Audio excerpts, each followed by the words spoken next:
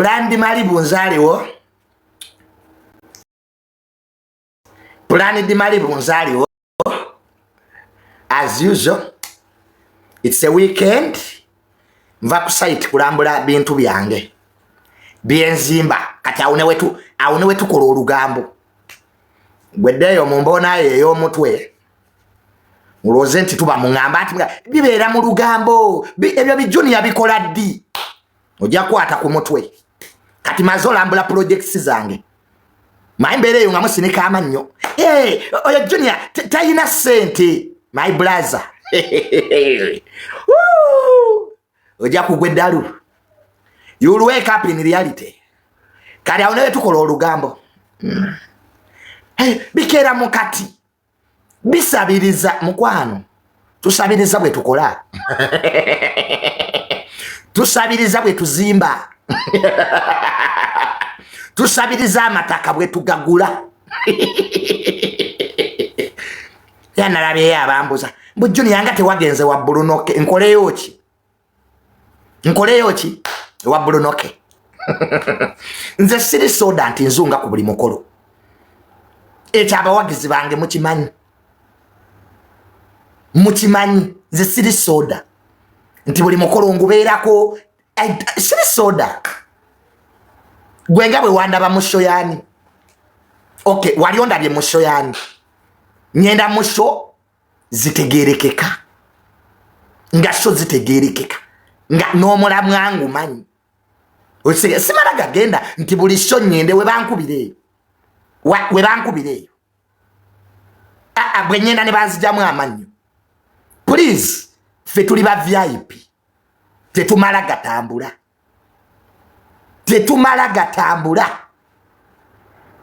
Nina okumanya wendaga security erietya.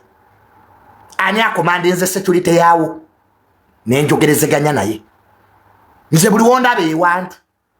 Security ebe manyi wendi. Kati nze nyene nyumye nani. Kasuku teyabaddeyo. Sendi teyabaddeyo. Jenkins teyabaddeyo. Bati teyabaddeyo. Kati nyende nyumye nani. Who was there? Ali mu kirasi yange. Ani yabadde ali mu kirasi yange gwe nanyumya naye. Jenkins teyabaddeyo. Kasuku teyabaddeyo. Kati nzije nyumye nani.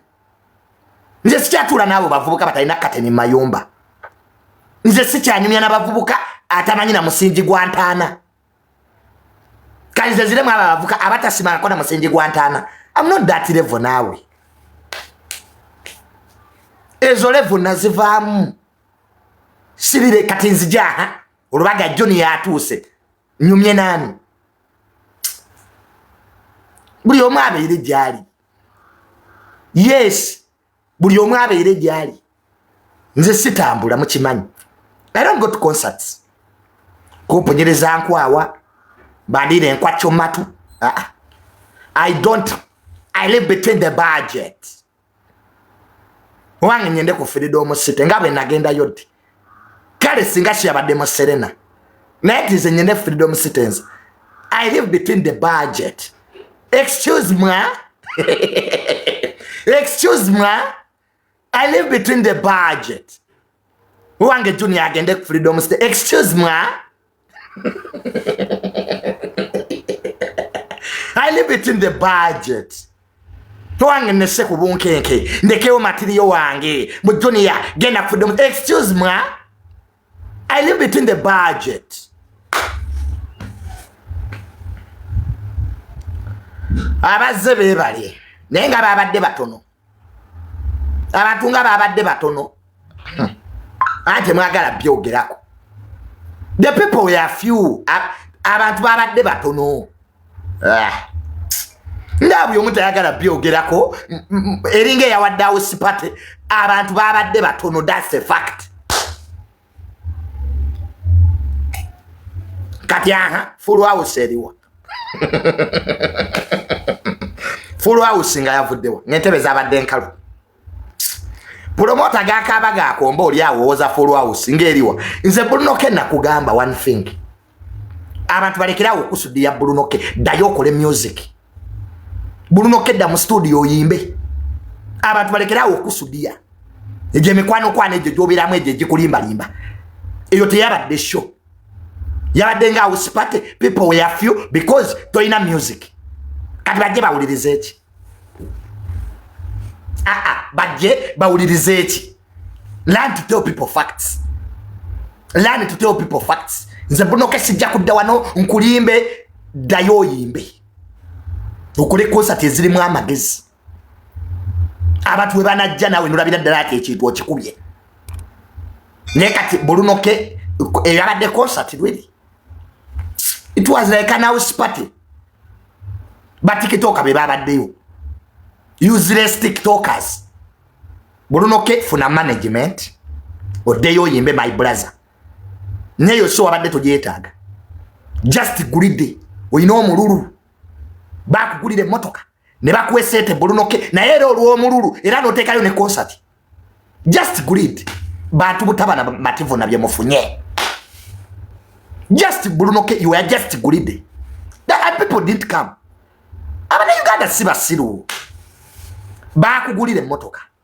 Bruno ke nofuna ne sete epitirivu era ekyo kyali tekikumala nogende rotekeyo concert era osoloze tebazze they didn't come omuna Uganda ategeera buli woteeka omululu nobeera gulidde notasiima bye bakuwadde noyagala ofune kingi tebakuweera ddala kati ekyo Bruno ke kitegeere next time don't be greedy wewe ofunye emotoka mama Fina yakuwe milioni 10 amini nakuwe milioni 2 ezo milioni 3 Bruno ke rafule wafune milioni nga 5 ekivulu wabadde tokyetaaga that show wabadde tokyetaaga wabadde olina okuddayo okole music odde mu studio oyimbe Bruno ke nze sigenda kubeera bano ba fake friends abajjano ne bakuwaana waana Bruno those fake people they don't go take you anywhere era ujja kubeeraawo mwobo busho bakulimbe kyabadde amaanyi abantu bazze that's crap that's bullshit that's being a hypocrite that's being a hypocrite which I'm not nze siri hypocrite I tell the fact abantu tebazze and omanyi lwaki Bruno ke abantu tebazze two things genda oyimbe dda mu studio ofulumye ennyimba this year wewe bango gamenti nyenda kukola ennyimba zange 3 this year awo kule concert erimu amagezi nebino byoleta bano bashalumu bantambi these useless boys bakuwane wani omanyi lwaki Kasuku teyazze do you know why Jenkins wasn't there do you know what lwaki saze because it was a useless concert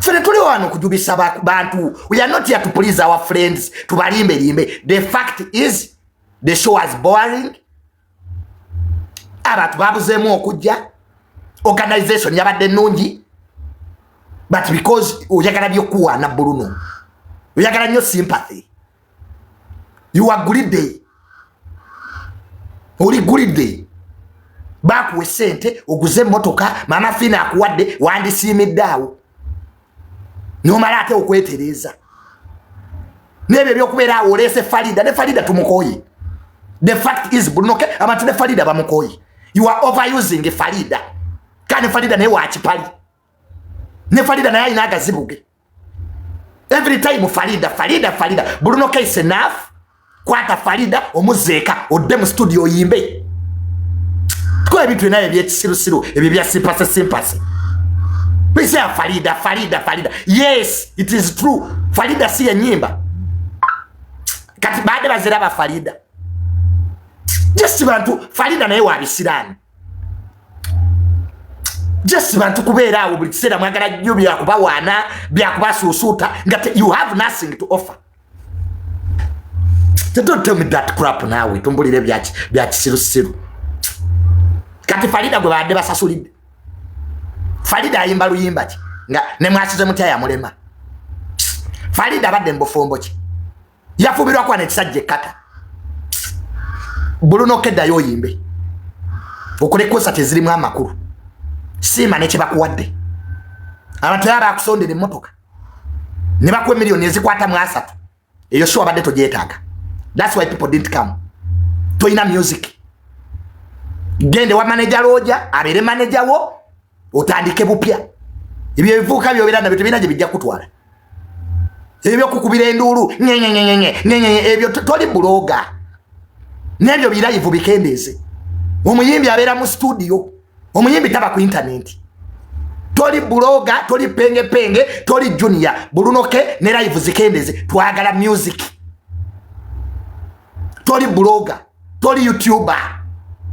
Gwe Chameleone omulabe emirundi emeka ku internet. Fiki fama iko omulabe emirundi emeka. Bwe sinje bayimba. Gwe Kenzo omulabe ayogera emirundi emeka. Kenzo abera mu studio. So dayo oyimbe. Nze sijja kubeera wano nkulimbe limbe nkusosote shabantu tebabaddemu. Bulunoke, you can do better than that. Oyina potential. Bulunoke oyina potential. Etuzane nambole. Na yole meddemu ebyo ebintu bya simpa sebyo. Ebyo kwagala okutwendinga even nga toyina nacho twendingira. Kati ebya Crystal Panda byagwa. Eyo kati Dani era Crystal Panda katoda mna kumwogerako. Ebya Crystal Panda byagwa kati. That's a Dani case. Crystal Panda yaddeyo mu bulamu bwe era n'abantu bakoma okula ebya Crystal Panda. Ebyo byagwa yali media excitement. Omanyi TikTok ene balimba. Mbuofuna abantu emitwalo 3 oloza ira bajja kujja. Wobera wano ku live nofuna abantu emitwalo 3 tekitegeza ati oli wakabi. Bachita media boom. Eno social media erimba. Ekyo njagala nkikubulire. Nze nalimba deko n'abantu emitwalo 10. Where are they now? Nemubera kuno noloza tofunya abantu emitwalo 3 muboli koleki bulunga bajja bakulimba. Abantu bajja kujja mu concert ng'olina music. If you don't have music, they will not come. Tebajja kujja kubalaga Farida. Kati dayo yimbe. Simpa se muveko. Bukutegeka bushobo buli mediocrity. Bushobo taina mulamwa. Nze nganyezo okujja yonze. Excuse me. Nze nganyezo okujja ze tamali. Walabye yani ategerekeka. Dayo yimbe. Nze sigaba sympathy. Nze mbulira abantu mazima.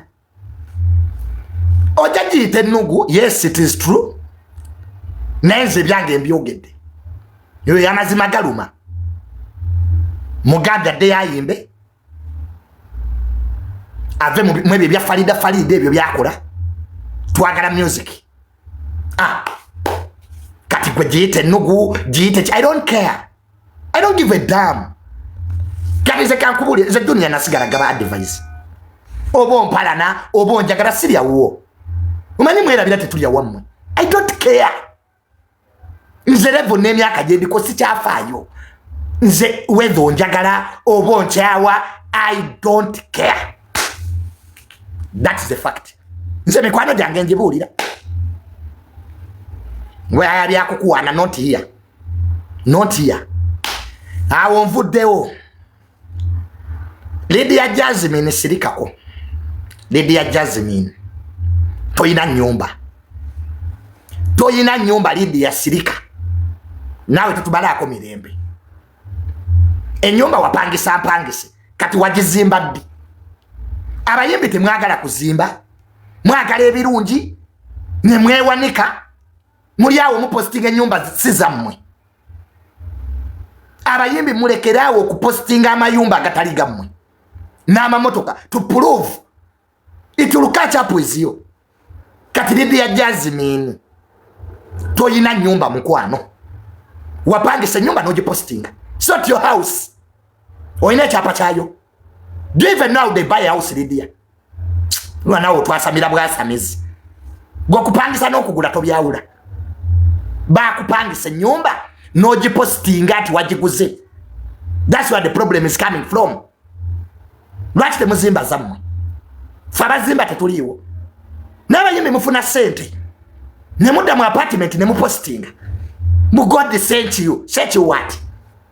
Lydia Jasmine wali olowooza yolugawe with it. Enenso giraba Lydia Jasmine. Byokola mu nzikiza bikomawo mu light.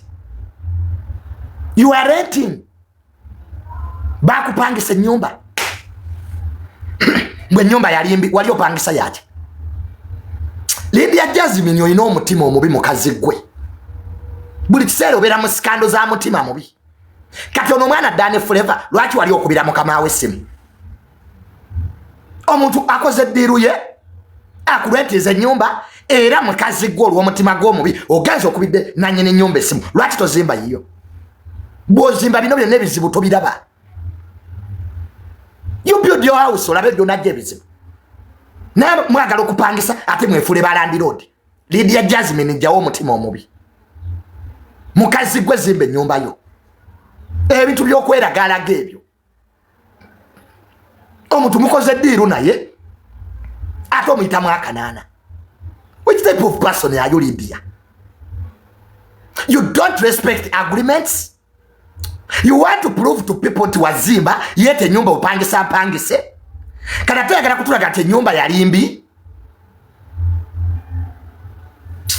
it's very unfortunate mwagala nnyo showbiz zitwa abayimbi sibawa kitiibwa I don't respect these musicians kulaga bitali byamu abayimbi muzimbe mbeera anombi bagamba muzimbe nyumba ezammwe ne muli eyo mu apartment mwekuba busabuni oli munyonyo oli muyimbi wekuba busabuni babuli kusiba nviri mulinga bakazi semitu wa mitwali esatu why don't you build your house noleka okutuwasamira kati Lydia abadde otugamba tukole tutya wa tukole tutya zali neighbor wange so what enyumba ya zali you are justifying your ignorance zali yankubira olwo tukole tutya please totubulira budwanga kasasiro nawe ye zali wasula apangisawo bayazimbawo mbututya nyombo mbutukuba amabere muliro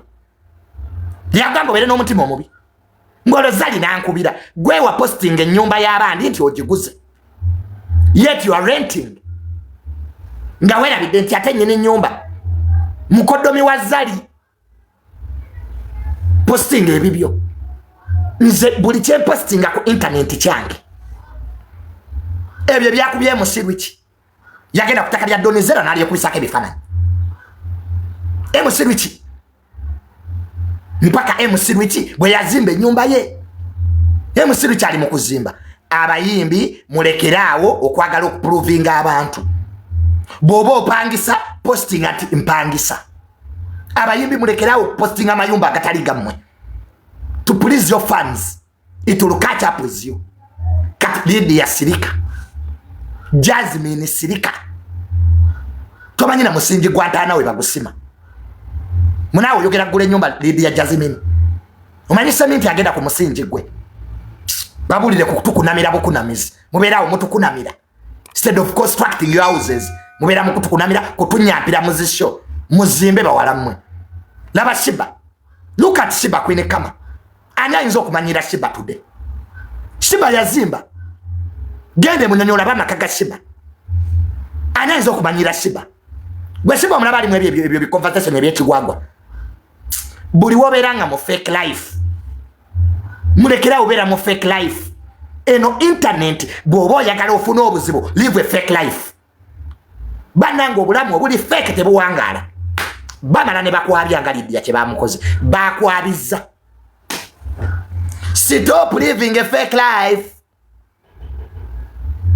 because you want to please people mboyagala olaga abantu mbuwatuuka Spice Dana yazimba everybody knows Spice Dana's what house we all know Shiba's house kati gwe mukwano opostize nyumba y'abandi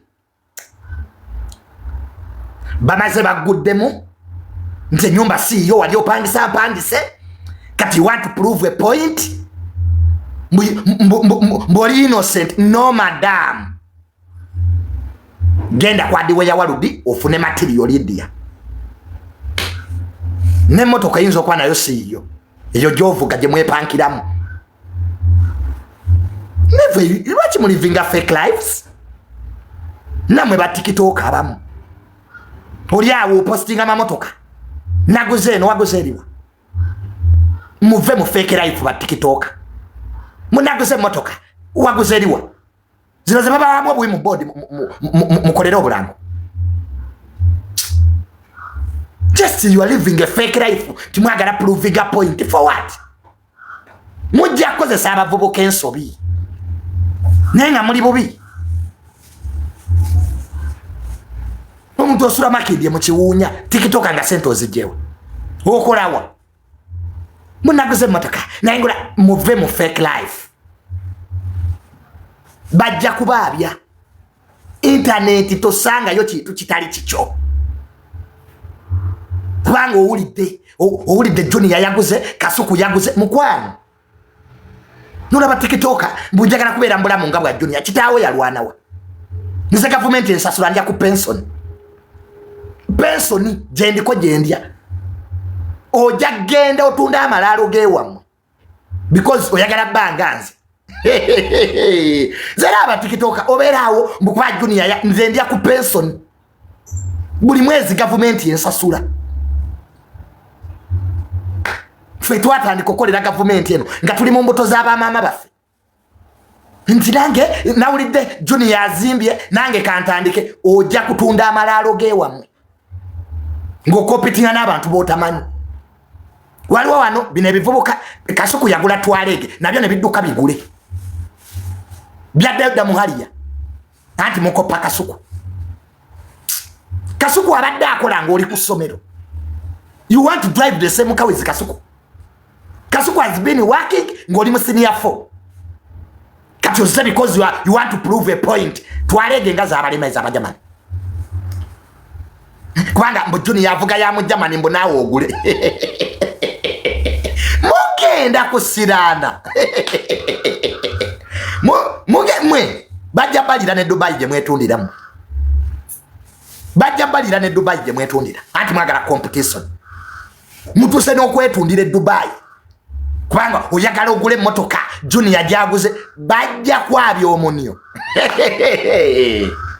bajja kukwabya omunyo wegira we masaga eze nyonyi ze mulinye Dubai nga mugenza okwetunda because oli ku competition naffe bajja kukwabya omunyo. Gwe nonya sente joli waliwo yaze kutuma. Stop competing with people. Abantu abamu they are lucky in this world. Mujagendo otunda amalalo gewammwe. So but TikTok stop living a fake life. Werimba weka abamu temwina mamotoka baba wamu mawe uvugemo ze kali mwine bibye mukolo obuzina bwe muzina instead of mugende munonye emirimu mukera kuzina. Which type of career is that you have a degree in dancing but you bewitched these boys bavuka mani yabaluga nokera ku machanga oze kuzina ku internet ne mweyambaza obujaketi mulinga bambega ba ADF mwetaaga okuba ne muli omwemuulamuula. Lwaki temudaye Makerere ne musoma? Why don't lwaki mugenda ku Victoria University and you get better degrees ne musoma ba TikTokers? Nimbira ne mwezinyazinya obuzina muunye eminyo kati eyo kali yaki numwezi bakusasula mmeka in dancing. You are very useless boys. Muni omwikozanga bakazi musibasiba obuviiri lwaki temunoonya emirimu baana mmwe before it's too late. Ffe tulina emirimu gye tukola temutulabira wano yavuye atugandi waka ne tufuna obudde bw'olugambo kati nva ku sayiti kulambula bintu byange kati nzize